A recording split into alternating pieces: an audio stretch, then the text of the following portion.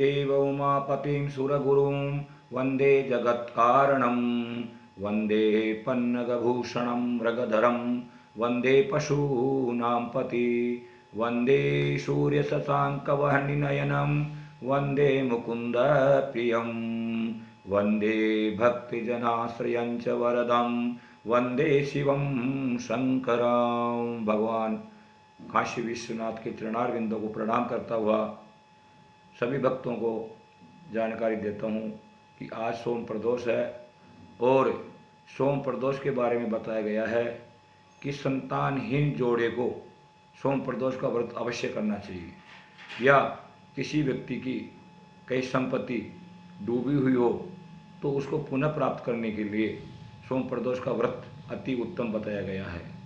और आज सोम प्रदोष है, त्रयोदशी प्रदोष व्यापिनी हो और सोमवार हो तो उस रोज सोम प्रदोष होता है।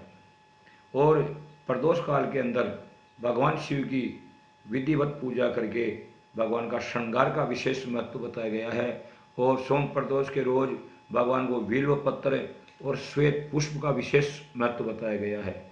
अपनी मनोकामना को ध्यान में रखते हुए भगवान की अर्चना करें और प्रार्थना करें कि हे प्रभु शीघ्रातिशीघ्र इस संकट से हमें उबारें। तो भगवान अपनी अभिष्ट जो कामनाएं होती है उनको शीघ्रातिशीघ्र पूरी करते हैं। इसकी एक कथा मिलती है कि एक ब्राह्मणी किसी नगर में रहती थी जिसका पति का स्वर्गवास हो चुका था। और जिस स्त्री का पति का स्वर्गवास हो जाए तो उसका जीना कितना दुर्लभ होता है।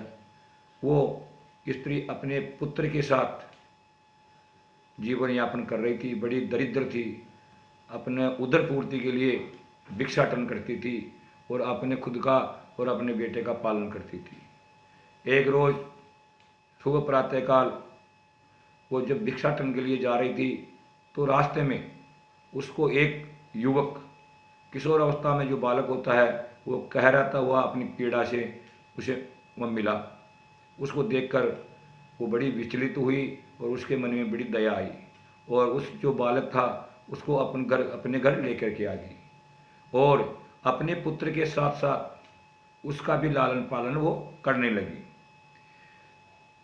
वो जो बालक था वो विदर्भ देश का राजकुमार था, जो अपने राज्य को शत्रुओं के द्वारा छीन लिया गया था और उसके पिता को जो शत्रु राज्य वाले जो राजा थे उन्होंने बंदी बना लिया था। वो अपनी जान बचा करके वहाँ से भागा था और घायल अवस्था में उसको मिला था। समय व्यतीत होता गया। जो ब्राह्मणी थी वो प्रदोष का व्रत करती थी, चाहे कोई सा भी प्रदोष हो, सोम प्रदोष हो या शनि प्रदोष हो या शुक्र प्रदोष हो, हमेशा वो प्रदोष का व्रत किया करती थी। और प्रदोष काल के अंदर ही अपने पुत्र के साथ बैठ करके भगवान शिव की पूजा आराधना करती थी और शाम को फिर प्रसादी लेती थी। इस स्थिति के प्रभाव से भगवान के शिव का आशीर्वाद प्राप्त हुआ और वो जो राजकुमार था एक दिन भ्रमण के लिए निकला और अंशुमंती नाम की जो गंधर्व कन्या थी उसने उसको देख लिया और उस राजकुमार को अपना दिल दे बैठी और मन में विचार किया कि मैं इससे ही शादी करूंगी। ऐसा विचार करके वो अपने घर जाती है और अपने माता पिता को बताती है कि मैंने ऐसे ऐसे राजकुमार देखा है और मैं उससे विवाह करना चाहती हूँ। उनके माता पिता आते हैं और उस बालक को देखते हैं। वो बड़ा सुसंगठित शरीर का था और दिखने में अच्छा था।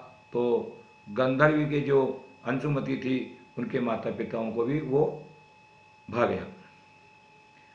एक दिन स्वप्न में भगवान शिव का आदेश होता है गंधर्वराज को कि अंशुमती का विवाह उस बालक से कर दिया जाए और भगवान शिव का आदेश मान करके जो गंधर्वराज था उन्होंने उन दोनों का विवाह कर दिया और अपनी सेना के बलबूते पर जो शत्रु राजा था उसको विदर्भ देश से खदेड़ करके पुनः अपने दामाद को वहाँ का राजा बना दिया।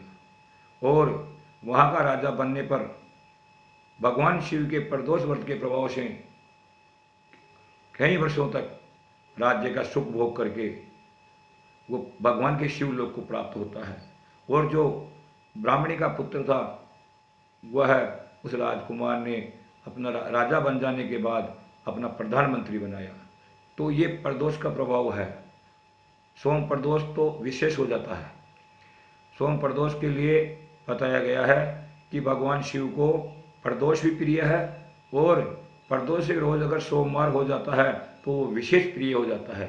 जो सोम प्रदोष करने वाले भक्त हैं वह भगवान शिव के अति प्रिय होते हैं, भगवान शिव के अति निकट हो जाते हैं। अतः भगवान ऐसे जो महामृत्युंजय भी कहा जाते हैं, उनको किसी प्रकार की घर के अंदर पीड़ा नहीं आती है। सबको इस व्रत का पालन करना चाहिए और भगवान शिव की आराधना करनी चाहिए। जय श्री राधे, जय श्री गोविंद।